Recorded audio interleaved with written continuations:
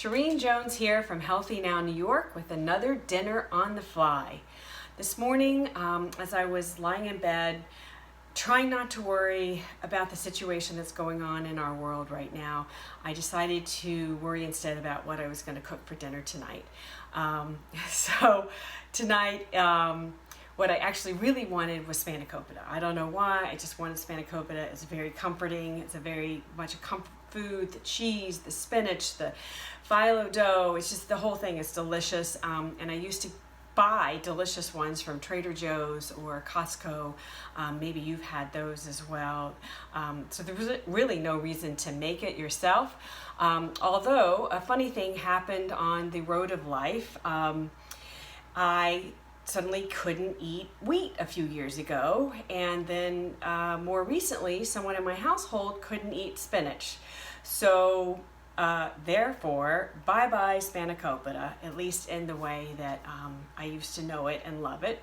You know, hopefully it won't last forever. Maybe someday we'll be able to enjoy that food again. So I was thinking, what could I do with sort of, you know, those flavors? And, you know, I still can eat feta, and I happen to have feta. I still can eat onions, I can eat dill, I can eat eggs, and those are sort of the binding ingredients that go in a Spanakopita or spinach pie. But I happened to buy yesterday these yellow crookneck squash, which reminded me of this great dish that I had growing up in the 70s in the South, which was squash casserole. And you had it nearly everywhere you went. It was delicious. It was made with eggs and probably cream and probably cheddar cheese and crackers. You would sprinkle crackers that had been tossed in butter on top. And I think there was also bacon. And I couldn't find my mother's recipe because I wanted to see her recipe, but unfortunately I couldn't find it. But a shout out to Barbara. So I thought, well, how about if I make a gratin, or let's just say a bake, with the squash, with some onion, with some dill, and we'll put some eggs in.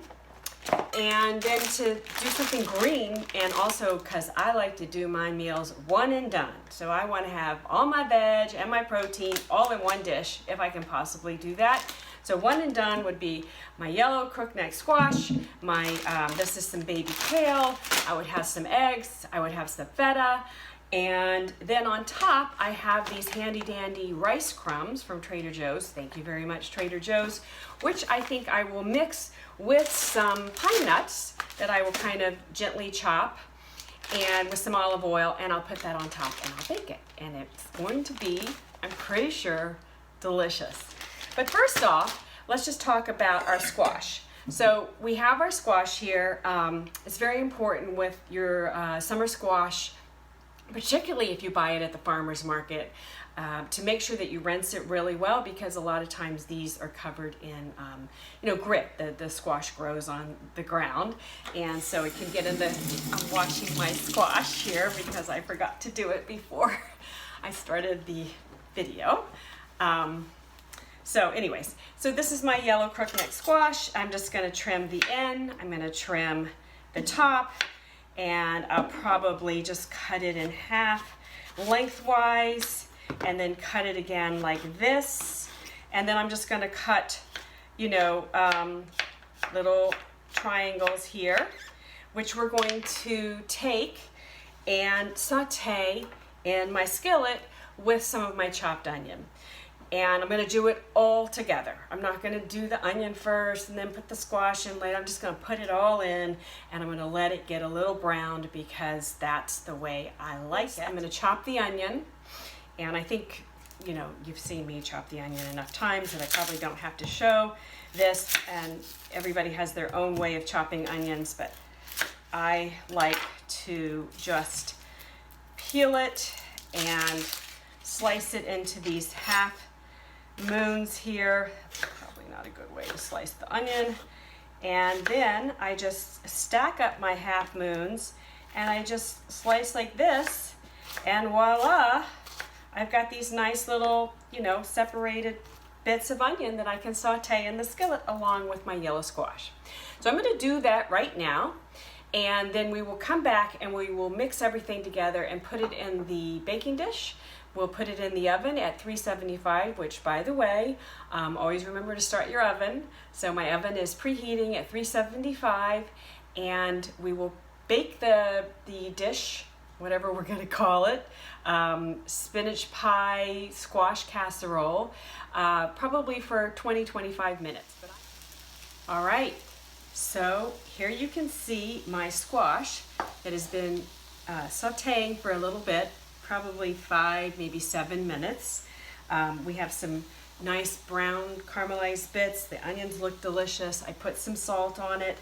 And while I was doing this, I had the idea, why am I gonna just take this stuff out and get another dish dirty? Why don't, if you have a skillet that is oven ready, say like a cast iron skillet or something along those lines, why don't we just go ahead and mix everything in the skillet, and then we'll pop it into the oven and we don't have to get something else dirty. How fabulous is that? Now, one issue with that is when you put in the eggs, they might curdle a little bit. So to help us not have that situation, we're going to put our baby kale in. So we're going to put that in with the squash. And so this is going to, there's a little few not so nice bits. Okay, so note to self, maybe you do want to rinse this and not pour it directly into your squash because it's kind of gross. Oh well, lesson learned. Okay, so now you can learn from my mistakes. Don't do that. And I will probably just take this out and rinse it an extra step. But in the meantime, my idea was that I would put this in. This is going to kind of cool things down. I'm going to put in the dill, stir that in. I will put in the feta cheese, and let me backtrack on the cheese a little bit. So, okay, most people probably don't have feta cheese in their house. I just happen to like it. I saw it when I was at the grocery store and I grabbed it because I thought, I don't know when I'm going to see feta cheese again. You could use cheddar, you could use Swiss, you could use whatever cheese you like. You could use a vegan cheese. You could, once again, whatever works for you, whatever you have in your pantry. And also, use spinach.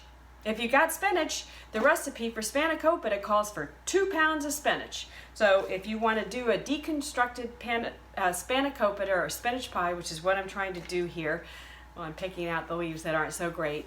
You can use spinach, of course, if you can eat spinach. So we'll do all that. That'll cool everything down. Then we'll just whisk the eggs that I'm going to use, and we'll stir it all in together, and we will pop it into the oven and let that bake for maybe 20 minutes. Maybe not even that long. I mean, it's going to cook pretty quickly because everything is still warm. The pan is hot. And then we'll bring it out and we'll put our crumbs on top and we'll let it go in the oven for a little bit more to let those get crispy and brown.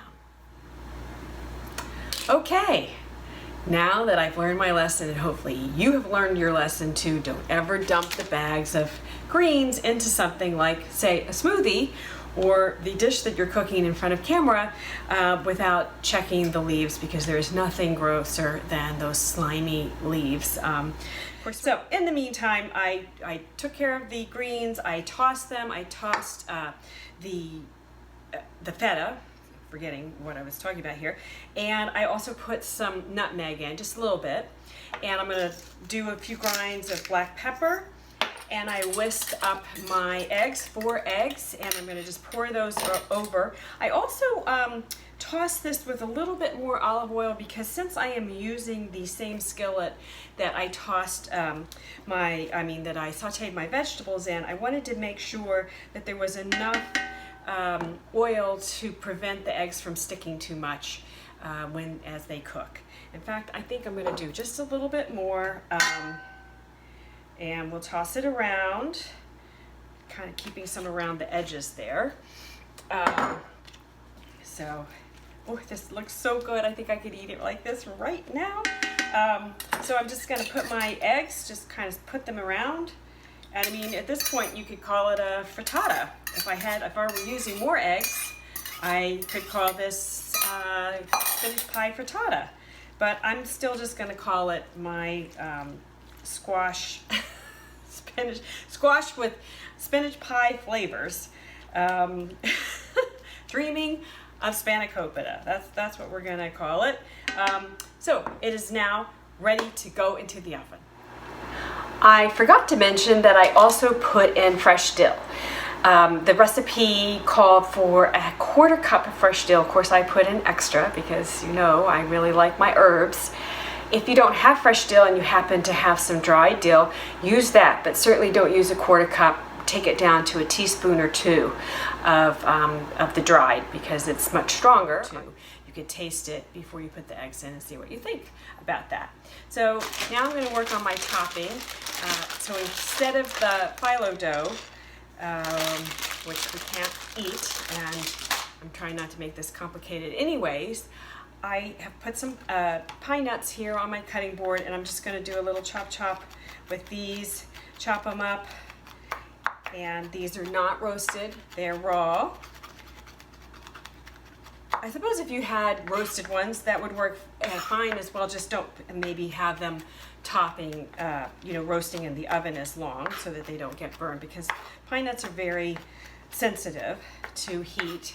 As I recently did another video where I burned my pine nuts, and pine nuts are not something to waste at all. And as I've said before, maybe if you're doing this the way I'm doing it, actually, if you could eat, wheat, or you just use breadcrumbs, just use your regular breadcrumbs and toss them in some olive oil. If you want to put some minced garlic in, go ahead and do that. Do a little salt and pepper, and then you're going to put that on in the last 5-10 minutes of cooking. Great, so easy. But we're, because I can't eat the wheat, we're using the rice crumbs, and I just wanted to make the rice crumbs a little bit more interesting, so I thought I would put in the pine nuts just to have a little bit of fun.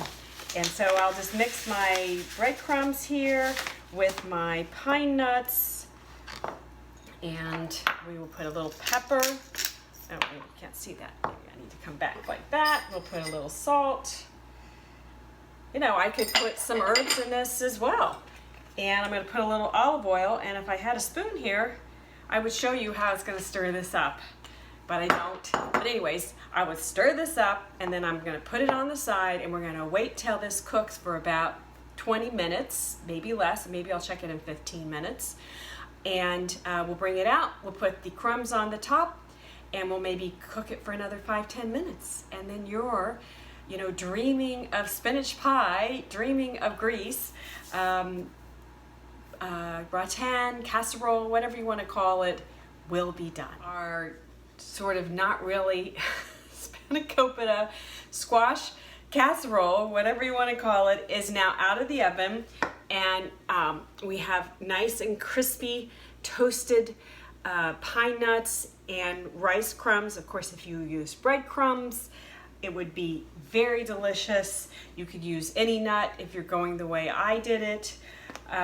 Just watch the nuts though, because they definitely brown a bit quicker than the breadcrumbs. And it looks delicious. Once again, I just took it out of the oven and I didn't taste it, but I know it's going to be delicious because I know that I love squash casserole, that old-fashioned dish that I grew up with in the 70s. And we already established that I like Spanakopita, spinach pie. So I just know it's going to be great. I will say that because there were only 4 eggs in this, it did cook pretty quick. So 15 minutes and about at 375. If you added more eggs, let's say if you did double the number of eggs because you wanted to make this into actually a frittata, then it would cook a little bit longer.